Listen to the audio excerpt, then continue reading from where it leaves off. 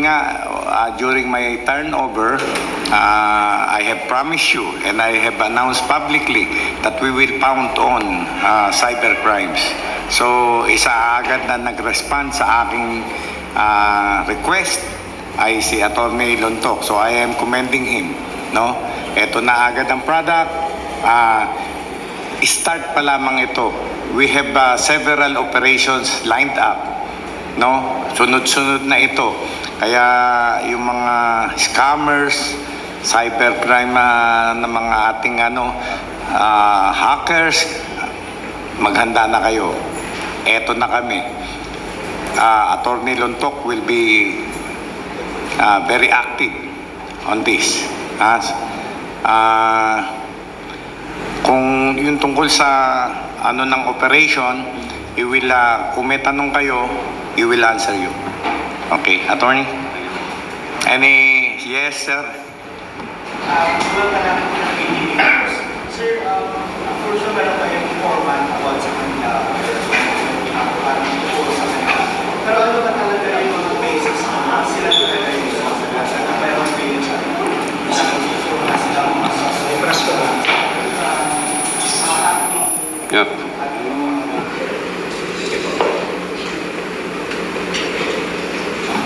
Yeah, good morning po sa lahat. Actually, we've been tracking them since 2016. Nag-start kasi ito mga minors noon. Kung naalala nyo, no 2016, na-hack yung UST. Galit sila sa isang doktor. So, in-exploit nila yung system na yon. Ang grupo nila noon is Global Security Hackers. Kaya hindi sila magalaw-galaw ng law enforcement. Mga bata pa kasi sila noon eh. Aside from UST, na-exploit din nila yung Dragon Pay. Na-deface nila yon. And then yung some members ng Global Security Hackers, nag-shift sila noong 2019 sa Pinoy Lulsec. Nung nasa Pinoy Lulsec sila, ang exploit naman nila, base sa kanilang statement, yung ating Armed Forces of the Philippines, yung Philippine Army, na-exploit daw nila, allegedly, yung Philippine Navy, nakasama, even the National Security Council. By 2023, na-exploit din nila yung database mismo ni Bello. So lahat ito nasa extrajudicial confession ng ating mga huli. They admittedly, openly, even doon sa inquest proceeding namin kahapon, inadmit nila yung kanilang mga exploit. Nung minor pa sila hanggang ngayon na, I think nasa 24, 25 na yung mga edad na mga to. Alan? Anong personality nitong mga suspect natin? Sabi ito, tatlo, pero may nasa ito yung suspect natin ngayon. Anong mga background na personality? Saan sila connected? Wado na pamilihan, Philippine Lulsec, Lulsec. Ano po yung profession nila ngayon? Yeah, well first, magkaibang kaso ho ito, kaya 5 sila nandiyan dyan. Yung dalawa ho dyan, kagabi lang ho namin nahuli. Sila naman ho yung engaged doon sa mga compromised go-time accounts. Ito ho mga go-time accounts, mga fake identification, fake information na nandiyan dyan. Ito po yung ginagamit pang-scam ng ating mga scammer. Ito yung direktiba ng ating direktor nung umupo siya, mas maganda raw, maging proactive tayo. So in the sense, nung nag-cyber patrol kami, nakita namin, rampant yung bintahan nitong mga mule accounts na ginagamit ng mga cyber criminals. Before pa nila magamit doon sa criminal activity, hinuli na namin because under the law, mere possession as well as yung selling ng mga mule accounts na to, bawal ho sa batas ng Pilipinas. Background nila, sir. Anong profession nila ngayon? Saan sila connected? Okay. Doon sa mga hackers tayo, yung unang tatlo pong nahuli namin, yung isa po rito ay data officer ng Manila Bulletin. As a matter of fact, ang ina-allege niya, base sa kanyang extrajudicial confession, ang may hawak sa kanya at nag-uutos sa kanya na mag-exploit ng mga system ay isang editor ng Manila Bulletin. Siya na ho ang magpapangalan doon kung sino. Marami ho siyang may kikwento sa inyo. And then pangalawa, yung isang hacker, isa ho siyang cyber security researcher ng isang malaking company sa BGC Ayaw ko lang po muna ang pangalanan kasi under investigation po yon. Pero doon po siya employed. Yung isa naman, graduating student siya. Ayaw ko hong i-disclose yung school niya para sa security din niya. Pero dati siyang member din ng Pinoy Lulsec. Ang medyo worrisome dito sa nakita namin, si AKA Illusion, yung isa sa mga hacker dito, ang nakita namin sa kanyang device through control viewing, yung mga user account credential ng mga bangko. PNB, BDO, Union Bank, even Security Bank. So nakita namin, nandoon yung credentials, password, username, even OTP, nandoon, thousands of data. So magbe-verify kami, tatanungin namin yung mga bangko na to kung nag-i-exist ba itong mga data. Kasi ito ho yung gagamitin ng mga scammers natin sa kanilang exploit. Kaya ako nahihirapan ng law enforcement sa pagtatrack kasi yung mga recorded na identity, puro fake. Dahil ho dito yan sa kanilang hawak na mga database.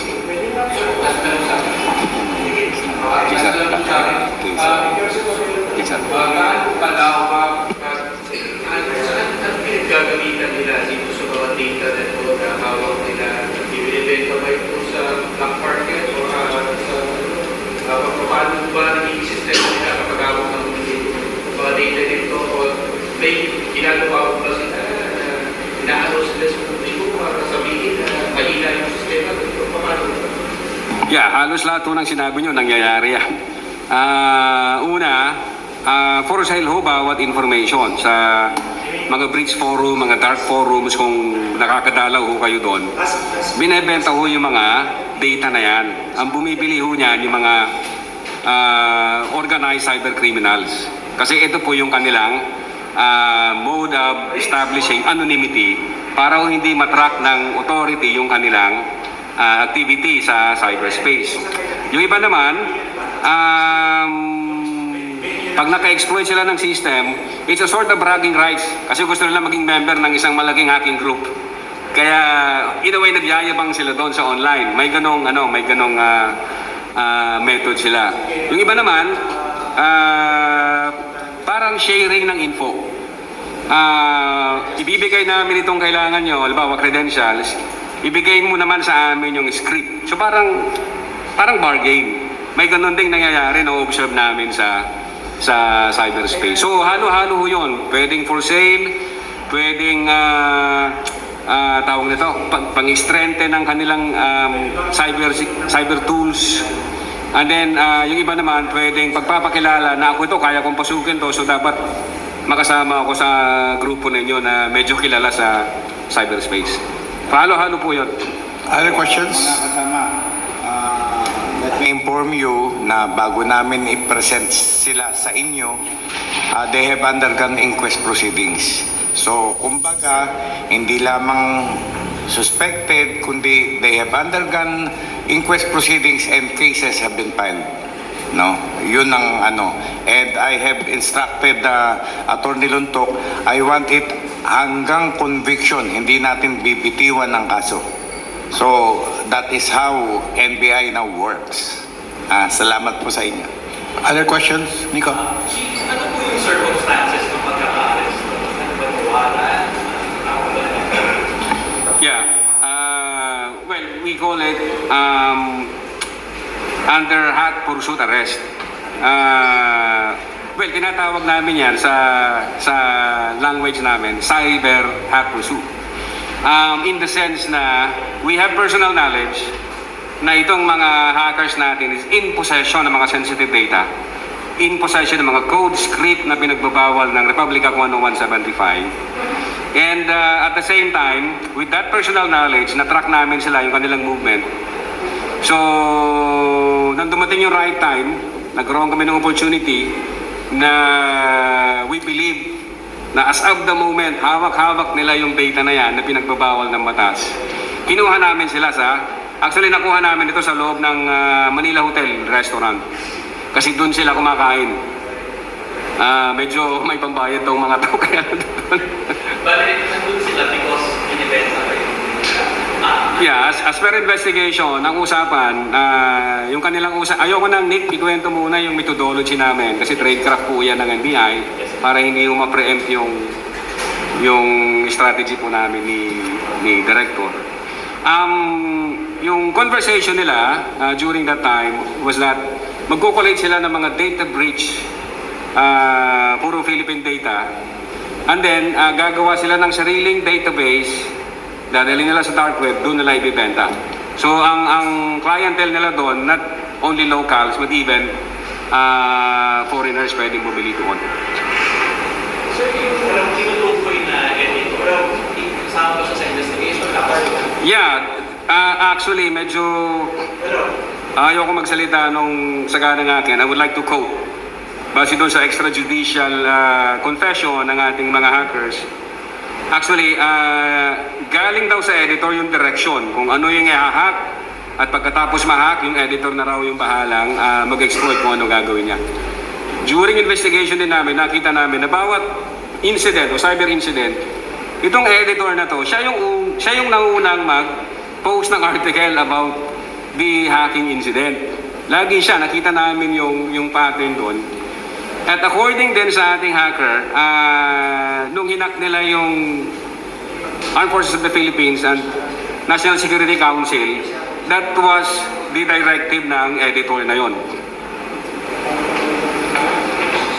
As per extrajudicial confession. Saan mo nakukuha ng editor out of it sa yung background na nauna siya sa editor?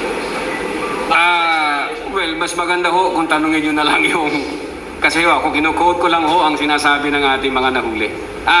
But as a matter of fact, under investigation ho namin ito, kasi meron din kaming nakitang allegation na itong editor daw na to ay nagbabayad sa mga local hackers para maghanap ng mga vulnerability sa system sa buong Pilipinas.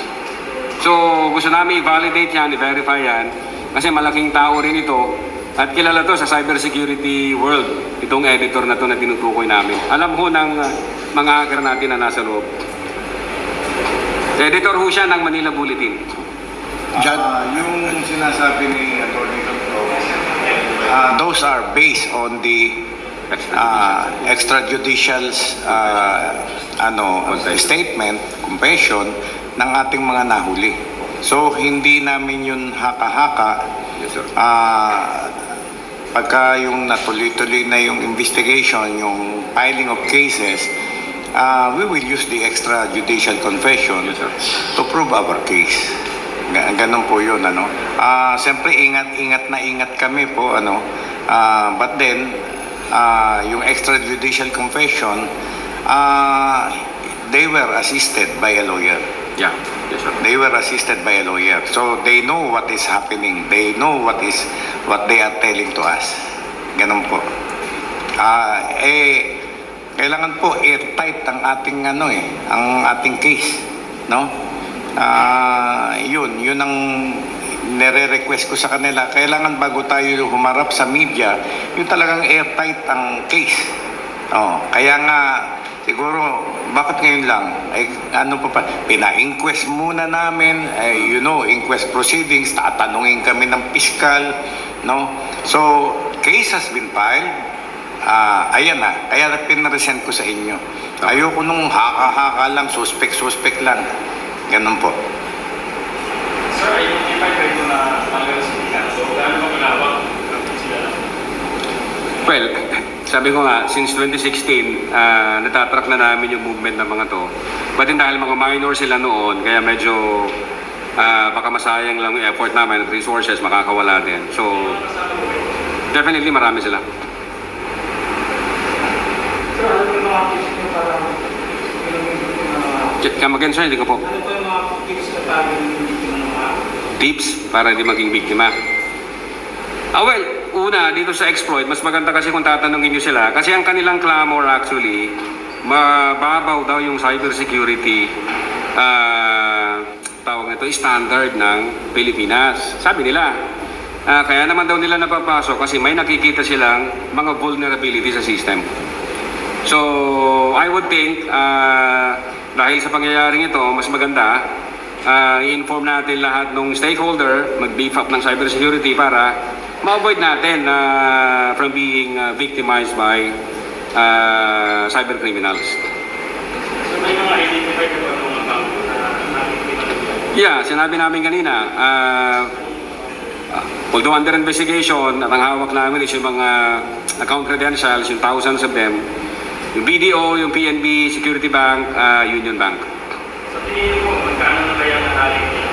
That's under investigation, sir. Magre-release kami ng tamang proper statement kapag nakuha na namin lahat ng kailangang information. Other questions?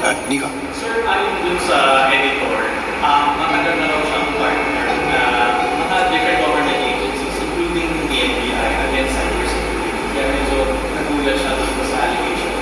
At dinideny niya itong mga allegations na ito. So, ano po ba mangyayari? Papatawag po ba siya para kung paliwanag ko ng sulat? Yeah, definitely. Part 1 ng aming procedure before kami mag-file ng appropriate charges sa kanya, through subpoena po muna, signed by our director, para mabigyan natin ng chance yung kanyang side naman kung ano yung masasabi niya sa mga allegations na to. So, pag nakulate na namin yung necessary digital evidence and electronic evidence, that's the time, subpoena namin siya to explain kung ano yung kanyang istorya, bakit may ganito. And then from there, magpo-proceed kami sa filing ng kaso. It's a direct filing process, Nix. Other questions? Yes, ma'am. Sir, bakit ito kanina, nakakula yung mga government agency, like IBC, National Security Yeah. Sir, sa investigation, kung gaano kalalim yung napasa nila sa database? Kasi, siyempre, National Security. Well, I would only base sa extrajudicial kasi ayoko munang makot tayo sa baka maging issue. Actually, base sa extrajudicial, nakuha nila yung mga detalye ng mga sundalo. Sabi nila. So imagine, kung details ng mga sundalo nakuha nila, how much more yung administrative details lang. So just imagine kung ano ibig sabihin nun. Other questions? Director, bilang bagong director po ngayon, ano po ang gagawin niyo para mas palakasin pa ang cybercrime division para mas mapaitin yung pag-aaral niyo sa Yes, I have advised the chief of cybercrime to hire more IT experts, mga young generation, yung mga bata, no? Sabi ko nga, i-explore namin, kami maghahanap ng hackers. Hindi na katulad ng dati na we will wait for complainants. Now, hahanapin namin sila. And that may be made, magagawa yun, pagka meron tayong IT expert, yung mga bata, yung mga kabataan. I told him to hire more IT experts. Not really expert, knowledgeable. Ang daming matatalino na bata. Okay? Sir, sir, with your rich experience as a seasoned judge, kano ko pagpalitan yung extrajudicial conviction, given, sir, na possible na nabibigay ko yun ganito track. Mayroon ka siya importante sa isang kaso. Yes. Properly documented.